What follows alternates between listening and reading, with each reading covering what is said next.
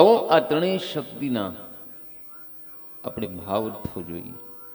જે હનુમાનજી મને ભાવ બતાવશે એ હું તમને બતાવીશ.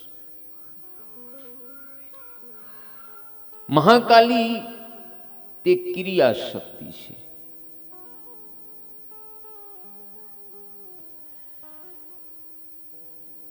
મહાકાલી માએ સંકલ્પ કર્યો કે હું આખા વિશ્વમાં નહીં પહોંચી વળું. એટલે મહાકાલીએ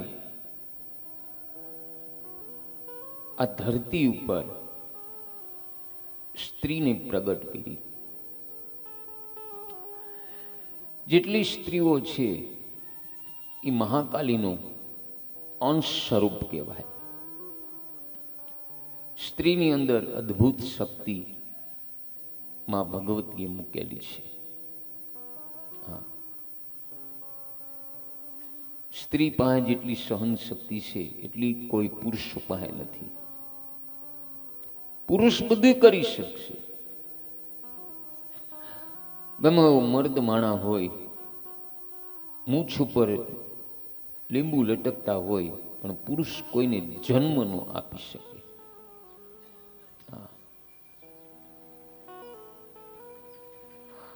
આપણે 9 મહિના નહીં, 9 કલાક નહીં, પુરુષના પેટે 9 મિનિટ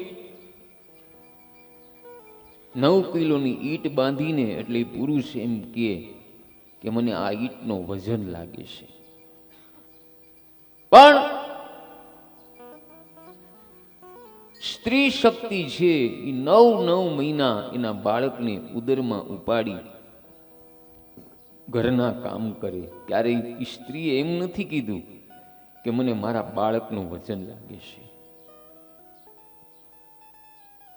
એટલે મહાકાલી શક્તિ પણ બહેનો ભાઈઓ આ ધરતી ઉપર સાક્ષાત હાજરા હાજર છે. જેટલી સ્ત્રી છે વિશ્વની એ મહાકાલી શક્તિનો અંશ છે. પછી આવે મહાલક્ષ્મી. મહાલક્ષ્મી વગર પણ આ જગતમાં કોઈને ચાલતું નથી. ગમે એવા ત્યાગી મહાત્મા હોય, કદાચ ગુફામાં રહે કે જંગલમાં રહે, પણ એને મહાલક્ષ્મીની જરૂર પડે ને પડે. એટલે મહાલક્ષ્મી વગર પણ આ જગતમાં કોઈને ચાલતું નથી. તો લક્ષ્મીજી પણ હાજરા હાજર છે. તે પછી આવે જ્ઞાન શક્તિ સરસ્વતી. સરસ્વતી પણ આ કલિકાલમાં હાજરા હાજર છે. બાળકને આપણે સ્કૂલમાં દાખલ કરવામાં આવે, ખરેખર એ સ્કૂલ નથી પણ માં સરસ્વતીનું મંદિર છે. એ સરસ્વતીના મંદિરમાંથી જ એ બાળક ભણી ગણી અને હોશિયાર થાય છે. એટલે માં સરસ્વતી પણ બહેનો ભાઈઓ હાજરા હાજર છે. એટલે આ ત્રણેય શક્તિની આપણે બહુ જરૂર છે. તેથી તો ત્રિગુણ મહત્વ શક્તિ માં અંબા, માં દુર્ગા, માં સરસ્વતીની પૂજા થાય. અને કથાના આરંભમાં પણ જ્ઞાન શક્તિ સરસ્વતી માતાને વંદન કરે. અને તમને બધાને કહું છું કે માનું કોઈ દિવસ ચરણ છોડવા નહીં. તમારા કુળદેવી હોય એનું જપ કરો. અને હમણાં ચૈત્ર માસ નવરાત્રિ આવશે. તો એ ચૈત્ર માસ નવરાત્રિમાં જે કાંઈ તમારાથી માતાજીનું અનુષ્ઠાન થાય એટલું કરવું.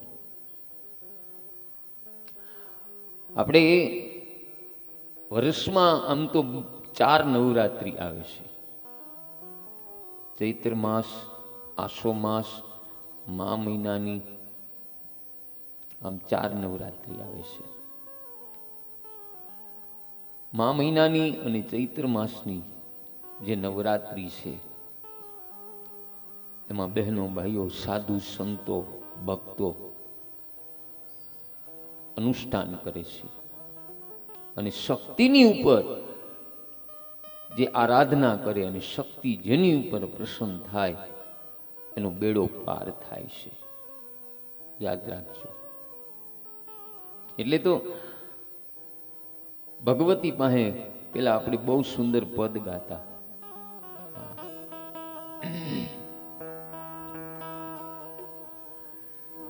આદ્યશક્તિમાં આદિ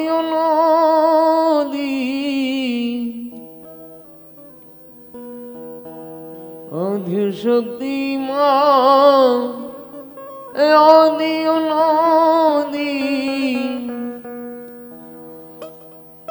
અરજી અંબા ઉર્મા ધરજો હે જગ જનની હે જગદંબા.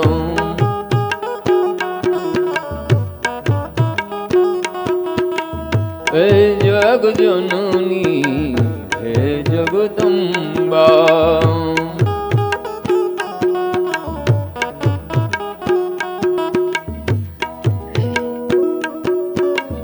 હે જગજનની હે જગદંબા.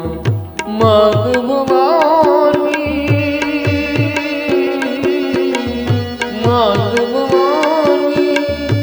તારા શરણે લે. હે જગજનની હે જગદંબા. હે જગજનની હે જગદંબા. હે જગદંબા હે જગદંબા. એટલે માની આરાધના કોઈ દી છોડવી નહીં. હા, અને જે કુળદેવીથી વિમુખ થાય છે આ સંસારમાં સુખી નથી રહેતો. યાદ રાખજો. કથાના આરંભમાં પણ જ્ઞાન શક્તિ સરસ્વતી માતાને વંદન કરે અને તે પછી સૂતજી વ્યાસજીને વંદન કરે. સૂતજી મહારાજ કહે કે જેનાથી ભગવાનની ભક્તિ થાય, ઠાકોરજીની ભક્તિ થાય તે ધર્મ છે. નિષ્કામ ભક્તિ નિત્ય અને નિરંતર હોય. ભક્તિથી જ ભગવાનની પ્રાપ્તિ કરી આપણું હૃદય ધન્ય થઈ જાય. આપણું હૃદય ધન્ય થઈ જાય. અને ભક્તિમાં બહેનો ભાઈઓ આનંદ છે. મનુષ્ય શરીરથી પ્રભુની ભક્તિ કરે છે, મનથી ભક્તિ કરતો નથી. ફક્ત જીભથી વાણીથી ભગવાનના નામનું ઉચ્ચારણ કરે છે, પણ મનથી ભગવાનનું સ્મરણ ન કરે તો એ ભક્તિનો કોઈ અર્થ નથી. અર્થ નથી. મનથી ભગવાનની ભક્તિ કરો. મન સંસારમાં હશે અને શરીરથી પ્રભુની સેવા કરશો તો તે સેવા ભક્તિમાં આનંદ મળશે નહીં. સેવામાં અને ભક્તિમાં જો તમારું મન બહેનો ભાઈઓ લાગશે ને તો તમને ભક્તિમાં આપોઆપ અંદરથી આનંદ આવશે. પણ એના માટે આપણે સદગુરુની જરૂર પડે. સદગુરુની જરૂર પડે છે. જીવનો જીવ ભાવ ન જાય ત્યાં સુધી સાક્ષાત્કાર થતો નથી. યાદ રાખજો. આ પ્રમાણે ગુરુ અને શિષ્યનું અદ્રત એક થવું જોઈએ. શરીરથી નથી થવાનું ગુરુ શિષ્યને એક, પણ મનથી એક થવાનું છે. એટલે સાચા સદગુરુની બહુ જ જરૂર છે. કોઈ બજરંગદાસ બાપુ જેવા, સદદીવદાસ બાપુ જેવા, બોજલરામ બાપા જેવા, રણછોડદાસ બાપુ જેવા આવા સંતોની જો આપને શરણ મળી જાય ને તો બેડો પાર થઈ જાય. સંતો જ આપને બહેનો ભાઈઓ ભગવાન તરફ વાળવાની કોશિશ કરે છે. સંતો આપને ભગવાન પ્રત્યે કેમ પ્રેમ જાગે? કારણ સંતો હરિકથા ગાય અને આપને ભગવાન તરફ લઈ જાય છે, ભગવાન તરફ લઈ જાય. અને ઈશ્વર પ્રત્યે બહેનો ભાઈઓ આપણે પ્રેમ વધારવો હોય તો ભગવાનની કથા દરરોજ સાંભળો, કાંઈ એક દિવસ નહીં, દરરોજ ભગવાનની કથા સાંભળો. અને પરમાત્માના બહેનો ભાઈઓ 24 અવતારો છે. પરમાત્માએ 24 અવતારો આપણા માટે અને ધર્મનું સ્થાપન કરવા માટે અવતારો ધારણ કર્યા. જીવનો ઉદ્ધાર કરવા પરમાત્મા અવતાર ધારણ કરે. પણ પરમાત્માનો અવતાર ક્યાં કરવાનો? મંદિરમાં નહીં. આ માનવ શરીર છે એ જ ભગવાનનું મંદિર છે. પરમાત્માનો અવતાર બહેનો ભાઈઓ મારા અને તમારા આ માનવ શરીરમાં થવો જોઈએ, મંદિરમાં નહીં. વિચારોના માધ્યમથી ભગવાનનો અવતાર આપણા આ દેહની અંદર થવો જોઈએ, આપણા મનમાં, આપણા ચિત્તમાં પરમાત્માના વિચાર ઉતરી આવે એને અવતાર કહેવામાં આવે છે. આધ્યાત્મિક રીતે કહું છું. પેલો અવતાર સનત કુમારનો છે. સનત કુમાર એ બ્રહ્મચાર્યનું પ્રતીક છે. અને યાદ રાખજો, બ્રહ્મચાર્ય વિના મન સ્થિર રહેતું નથી. બ્રહ્મચાર્યથી મન, બુદ્ધિ, ચિત્ત, અહંકાર પવિત્ર થાય. અને બ્રહ્મચાર્યનું પાલન કરવાથી આપણું અંતકરણ પણ શુદ્ધ થાય. અને દરેક ધર્મમાં બ્રહ્મચાર્ય પ્રથમ આવે. બ્રહ્મચાર્ય એટલે શું? શું આખી જિંદગી કુંવારું રહેવું એને બ્રહ્મચારી કીધું? ના, એ પ્રભુ જેવી દિનચર્યા એનું નામ બ્રહ્મચાર્ય. ભગવાનના જે જે નીતિ નિયમો સંસ્કારો છે એ આપણામાં ઉતરી આવે એને બ્રહ્મચાર્ય કીધું છે. ભલે જે સાધુ સંતો બ્રહ્મચાર્યનું અખંડ વ્રત રાખે છે એ વંદનને લાયક છે, પણ સંસારમાં જે ઘુષ આશ્રમના લોકોને જીવન જીવવું હોય તો પરમાત્મા જેવા વિચારો તમારી અંદર ઉતારી આવો એને બ્રહ્મચાર્ય. સવારે વહેલું જાગવું, માત પિતાની સેવા કરવી, સર્વે જીવ પ્રત્યે સદભાવના, પ્રેમ અને લાગણી રાખવી, જીભથી ખોટું ન બોલવું, આંખથી ખરાબ ચિત્ર ન જોવું, કાનથી ખરાબ શબ્દ ન સાંભળવા, આ બધા બ્રહ્મચાર્ય કહેવાય. આ બ્રહ્મચાર્ય એટલે ભગવાન જેવી દિનચર્યા આપણામાં ઉતરી આવે એને બ્રહ્મચાર્ય કહેવામાં આવે. તો બહેનો ભાઈઓ, ભગવાનના આમ 23 અવતારો બતાવ્યા છે. અને કલયુગમાં જ્યારે કલયુગનો અંત આવશે ને ત્યારે કલ્કી નારાયણ ભગવાનનો અવતાર થશે. હજી તો બહુ સમયની છે વાર છે. હજી તો કળિયુગ બહેનો ભાઈઓ હાલતો થયો છે, હાલતો થયો છે. કલયુગમાં તો બહુ ઘણું વ્યાસજી અગાઉ લખી ગયા છે. એટલે તો શુદ્ધજી કથામાં આરંભમાં કહે છે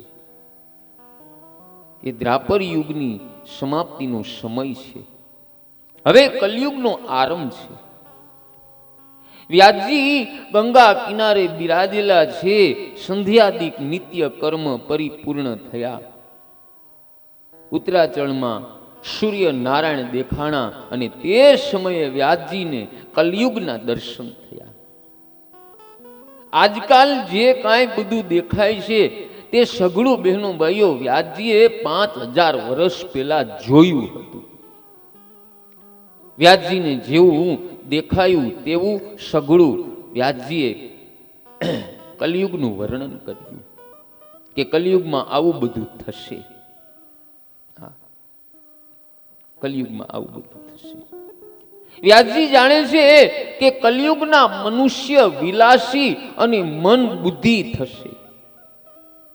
મન બુદ્ધિ વાળા થશે કળિયુગના મનુષ્યો. મન બુદ્ધિ એટલે જે ઓલા પાગલખાનામાં મન બુદ્ધિના લોકો હોય એને મન બુદ્ધિ નથી કીધી. મન બુદ્ધિ એને કીધું છે કે જો ભોગની પાછળ જીવ દોડ્યા કરે, હા,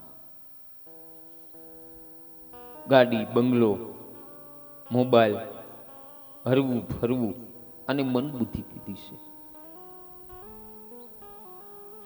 એટલે આ કલયુગના લોકો વેદ શાસ્ત્રનું અધ્યયન કરી શકશે નહીં.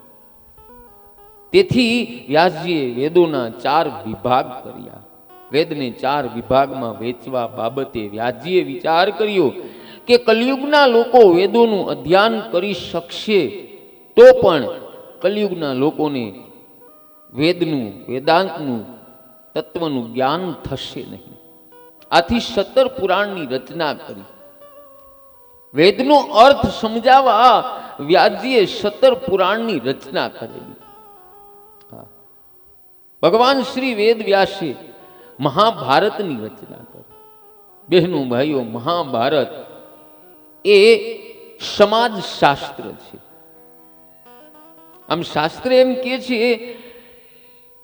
કે અન્ય લોકો એના ઘર બેઠા 4 વેદનું અધ્યયન ન કરી શકે.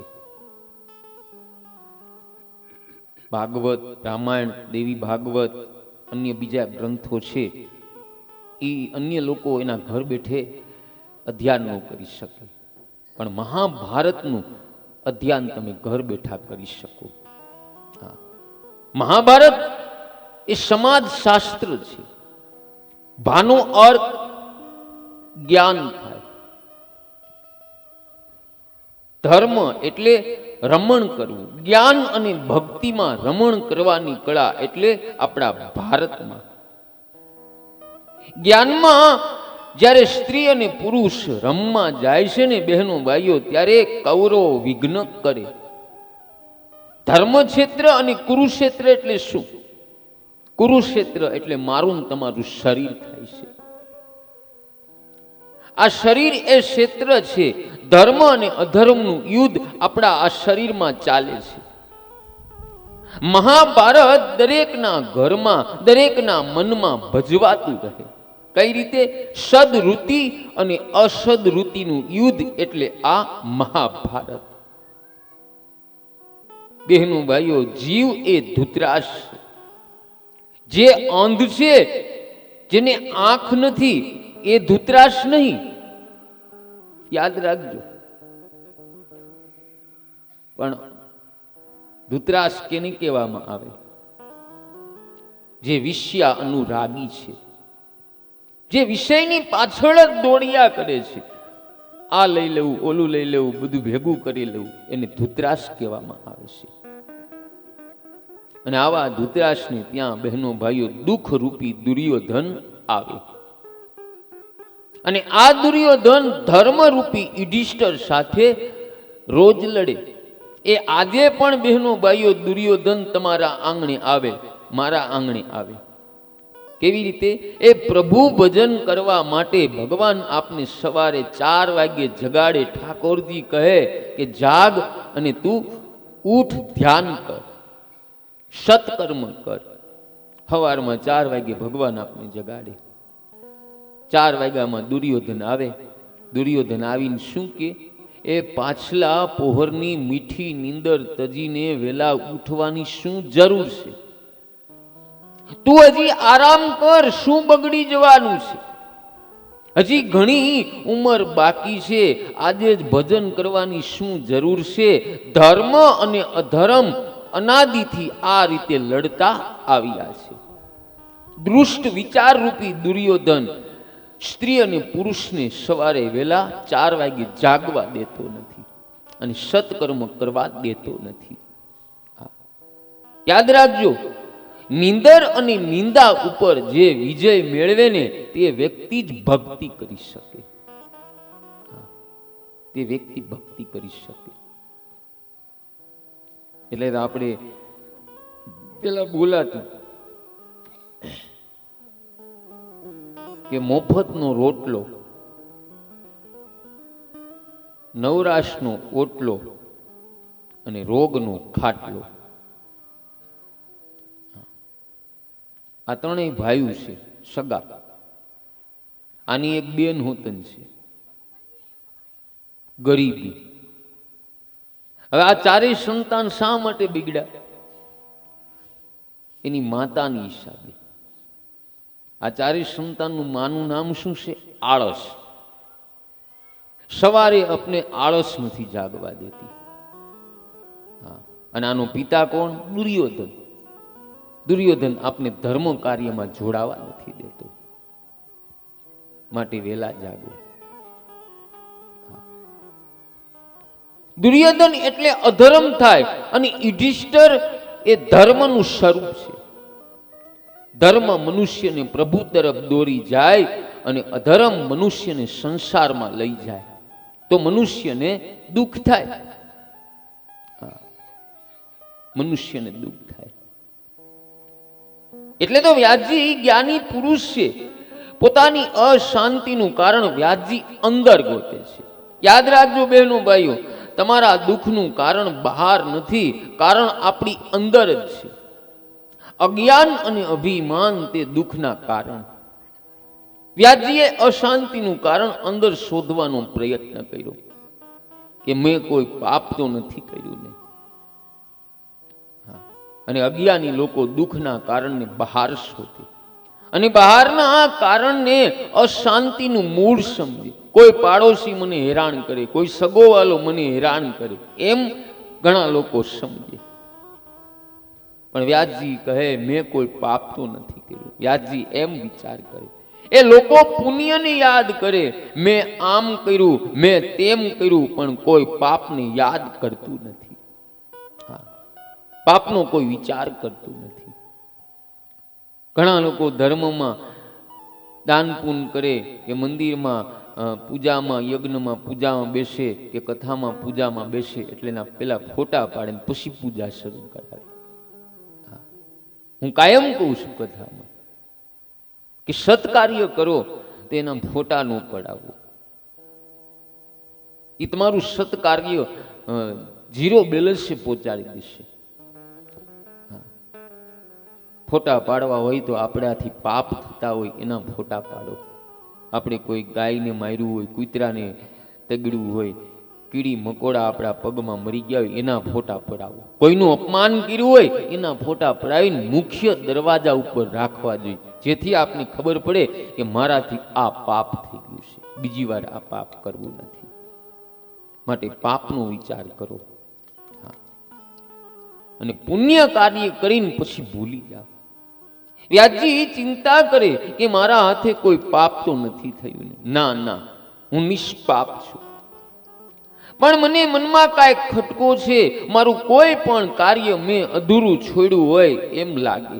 ખરેખર બહેનો ભાઈઓ, પોતાની ભૂલ પોતાને જલ્દી નથી સમજાતી.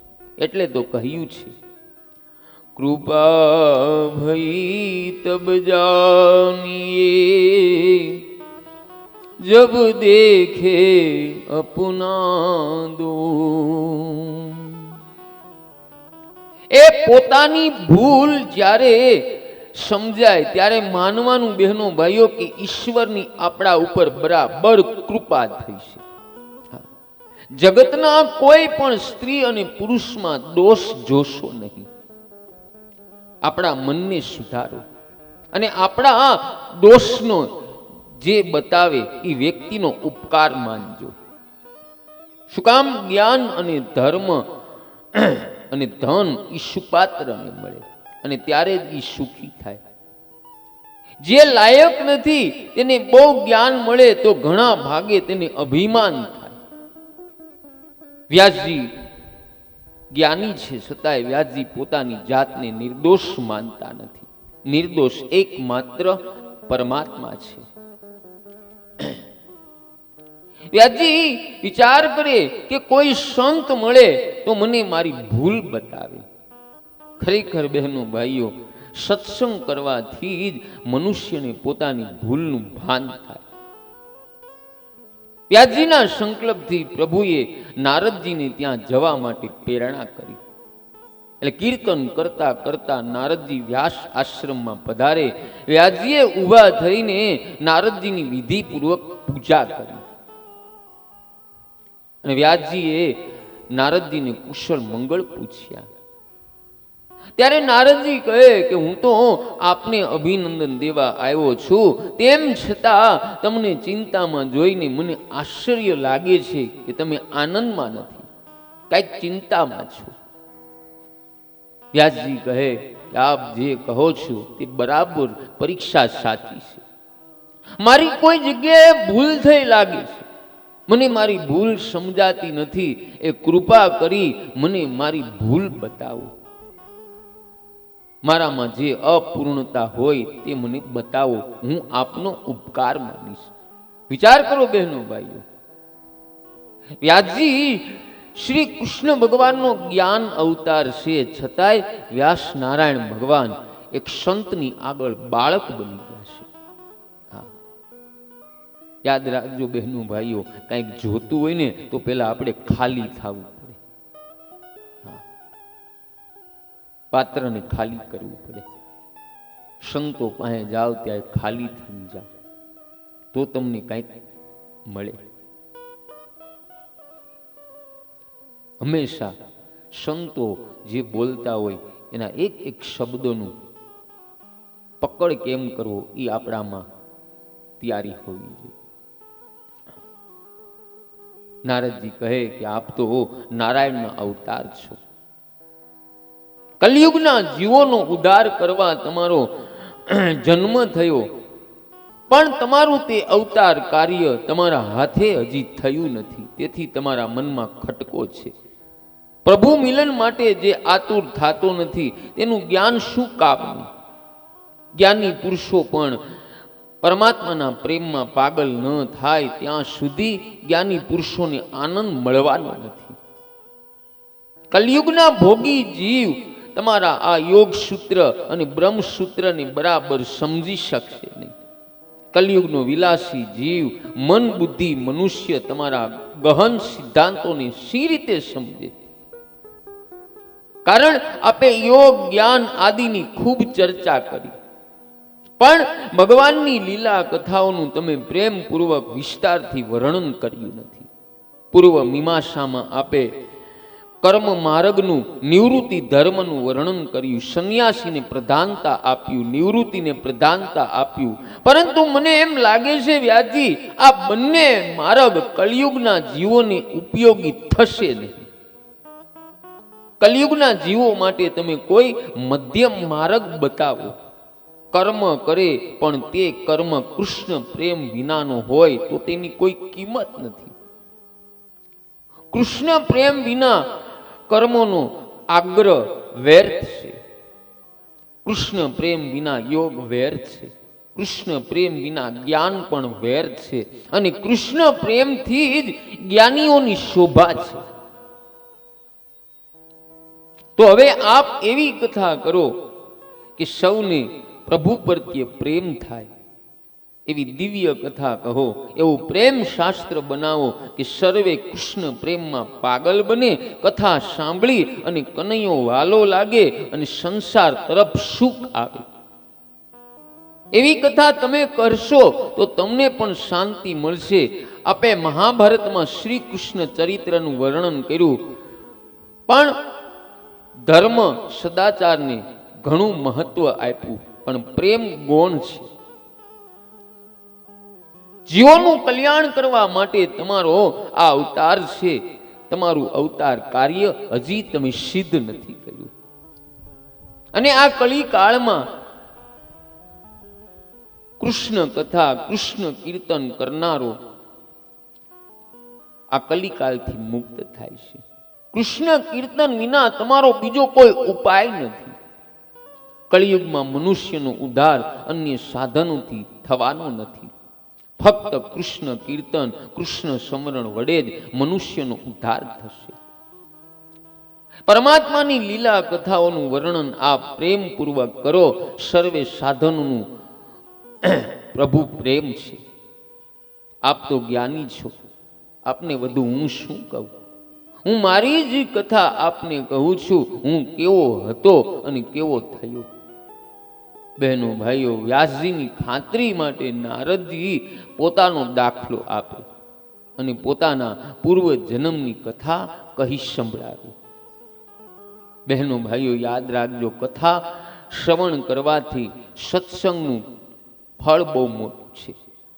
કથા શ્રવણથી, સત્સંગ કરવાથી અને સંતોની સેવા કરવાથી આપણું જીવન સુધરે છે. એટલે નારદજી કહે કે હું દાસી પુત્ર હતો, પણ મેં 4 મહિના શ્રી કૃષ્ણ કથા સાંભળી, મને સંતોની સેવાનો અવસર મળ્યો, સત્સંગ થયો તો મારું જીવન સુધર્યું.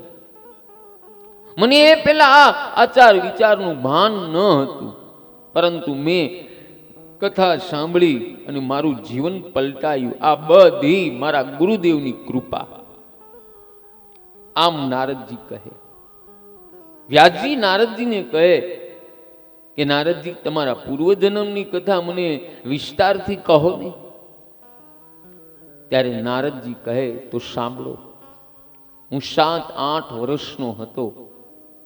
મારા પિતા, હું નાનો હતો ત્યારે મરણ પામ્યા અને મારી માતા બ્રાહ્મણના ઘરમાં દાસી તરીકે કામકાજ કરતી હતી. હું દાસી પુત્ર હતો. હું ભીલ અને કોળીના બાળકો સાથે રમતો હતો, પણ મારા પુણ્યનો ઉદય થતા અમે જે ગામમાં રહેતા હતા ત્યાં ફરતા ફરતા સાધુ મહાત્માઓની મંડળી આવી ચડી અને ગામના લોકોએ તે સંત મહાત્માઓને અમારા ગામમાં ચાતુર્માસ રોકાવા વિનંતી કરી. સંતો અમારા ગામમાં ચાતુર્માસ ગાળવા રોકાઈ ગયા. ગામના લોકોએ મને પણ એ સાધુ મહાત્માઓની સેવા કરવા માટે સંતો પાસે રાખ્યા. હું પણ સાધુ મહાત્માઓ માટે પૂજાના ફૂલ, તુલસી વગેરે લાવી આપતો, કામકાજમાં મદદ કરતો. સાધુઓનું ભોજન થયા પછી પ્રસાદ પણ મને ત્યાં જ મળી જતો અને સંતોના દર્શનની સાથે સંતોની સેવાનો લાભ મળ્યો.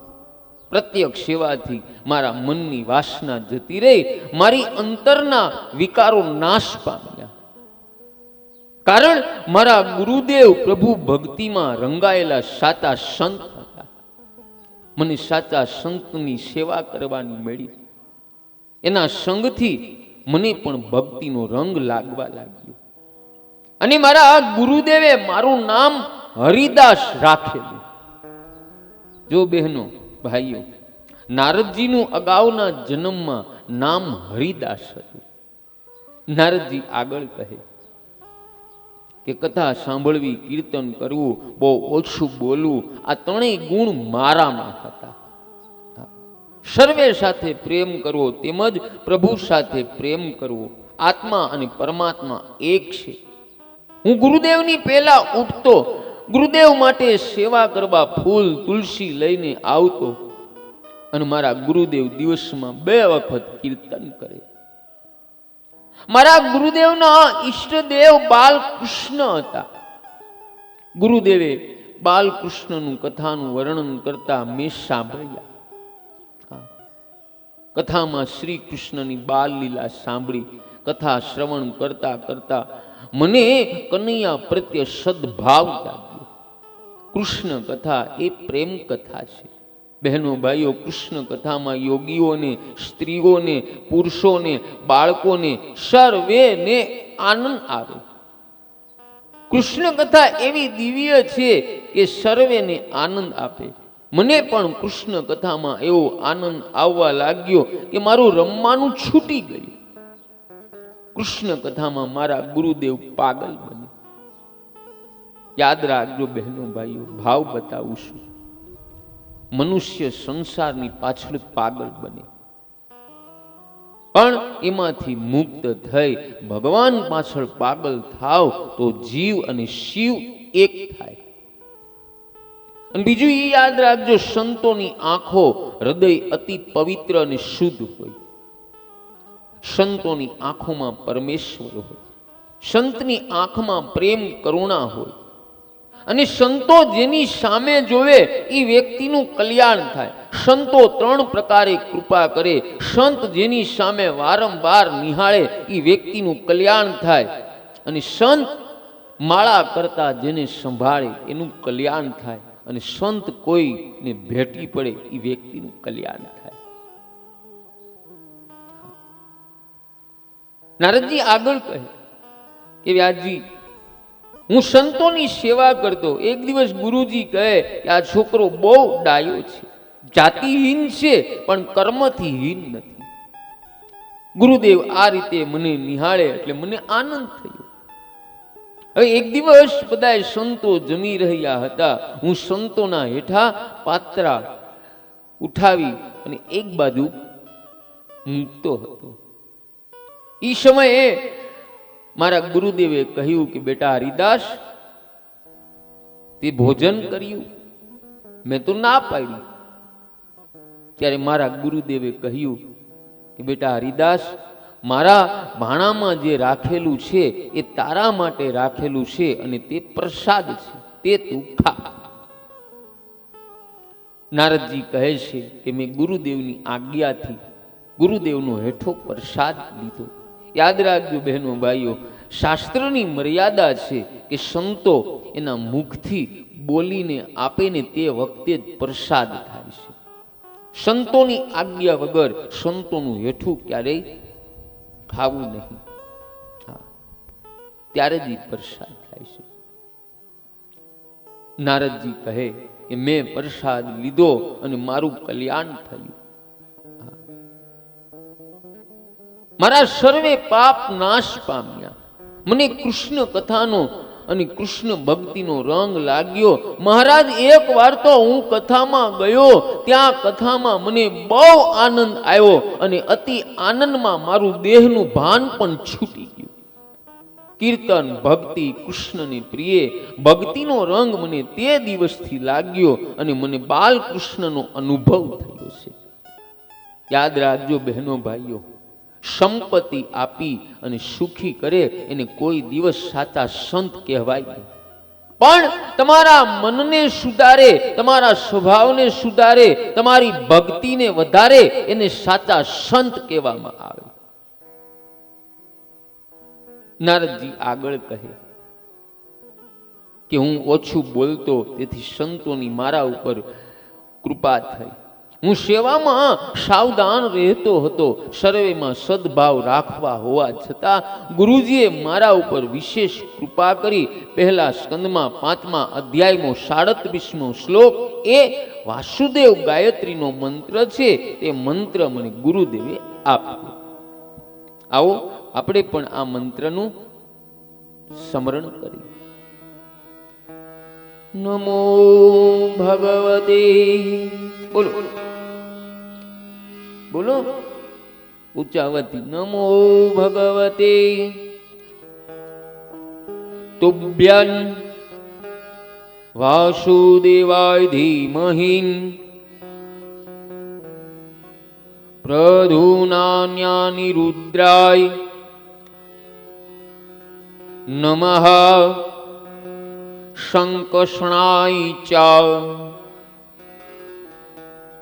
આ શ્લોક બોલવાથી બહેનો ભાઈઓ મન, બુદ્ધિ, ચિત્ત, અહંકારની શુદ્ધિ થાય છે. રોજ આ મંત્ર જપ કરવો જોઈએ. ભક્તિમાં જેને આગળ વધવું હોય તોની વાત છે. નારદજી આગળ કહે 4 મહિના આ પ્રમાણે મેં ગુરુદેવની સેવા કરી. ચાતુર્માસ પૂરા થતા ગુરુદેવને ગામ છોડીને જવાનો સમય આવ્યો. ગુરુજી હવે જશે એ જાણી મને દુઃખ થયું. ખરેખર બહેનો ભાઈઓ, દુરીજન જ્યારે આવે ત્યારે આપને દુઃખ આપે અને સાચા સંતો છોડીને જાય ત્યારે દુઃખી કરીને જાય. નારદજી કહે મેં ગુરુદેવને કહ્યું કે ગુરુદેવ મારી ઉપેક્ષા ન કરો, ગુરુદેવ મને છોડીને ન જાઓ, મને તમારી સાથે લઈ જાઓ, મારો ત્યાગ ન કરો. હું આપનો શરણાગત છું, હું આપનો ચરણે પીડ્યો રહીશ, આપનું હલકામાં હલકું કામ કરીશ. આમ નારદજીએ કહ્યું. નારદજી આગળ કહે કે વ્યાસજી, મારા ગુરુજી બહુ જ્ઞાની હતા, મારા ગુરુદેવે મારા વિધિના લેખને પણ વાંચ્યા હતા. એટલે મારા ગુરુદેવે કહ્યું કે બેટા હરિદાસ, તું તારી માતાનો લુણાબંધીનો પુત્ર છો. તારે તારી માતાનું લૂણ ચૂકવવાનું છે. જો આ જન્મમાં તું તારી માતાનું લૂણ નહીં ચૂકવે તો એ લૂણ ચૂકવવા માટે ફરી પાછું તારે જન્મ લેવો પડશે. ફરી પાછું જન્મ લેવો પડશે. તું ઘરમાં રહીને ભક્તિ કરજે અને ઘરમાં બહેનો ભાઈઓ ભગવાનનું ભજન થઈ શકે છે. એ ઘરમાં રહેવું બહેનો ભાઈઓ પાપ નથી, પણ ઘરને આપણા મનમાં રાખો ને એ પાપ છે. તમારા ઘરની અંદર બધી વસ્તુ રાખો, પણ આપણા મનમાં, ચિત્તમાં, બુદ્ધિમાં પરમાત્માને રાખો, મારા શ્રી કૃષ્ણને રાખો, તો બેડો પાર થાય. નારદજી આગળ કહે કે ગુરુદેવ આપે કથામાં કહેલું કે ભક્તિમાં વિઘ્ન કરે એને છોડી દેવો અને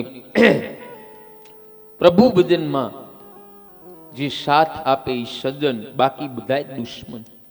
ગુરુદેવ, મારી માતા મને ભજનમાં વિઘ્ન કરનારી હોય તો શું મારે મારી માતાનો ત્યાગ ન કરવો? ખરેખર બહેનો ભાઈઓ, દરેક માતા પિતા એવું જ ઈચ્છે કે પોતાના સંતાનને સારી નોકરી મળે, પુત્ર પરણી અને વંશ વૃદ્ધિ કરે. સંસારી મા બાપને પોતાના પુત્રને સંસારી બનાવવાની જ ઈચ્છા હોય, પણ સાધુ બને તો મા બાપ દુખી થાય. મારો પુત્ર પરમાત્મામાં તન્મય થાય, ભગવાનનો ભક્ત થાય, તેમ મા બાપ ઈચ્છતા નથી. મા બાપને તો પુત્ર પાસે વંશ વૃદ્ધિ કરાવી. અરે વંશ વૃદ્ધિ તો બહેનો ભાઈઓ રસ્તા પર રખડતા જનાવરો પણ કરે. એનો અર્થ શું? એનો અર્થ કાંઈ નહીં. એટલે બાળકોને બાળપણથી ભક્તિમાં જોડો. નહીતર એક શેઠે 1 વર્ષ માટે કથાનું અનુષ્ઠાન કરવા માટે એના આંગણે કથા કરી. આ શેઠને બહેનો ભાઈઓ અચાનક 12 ગામ જવાનું થયું અને બહુ અગત્યનું કામ હતું. આ શેઠે કથાકાર મહારાજને કહ્યું કે મારે અગત્યનું કામ છે એટલે 12 ગામ જવું પડશે, મારો કથાનો 1 દિવસ પડશે. મારી જગ્યાએ મારો દીકરો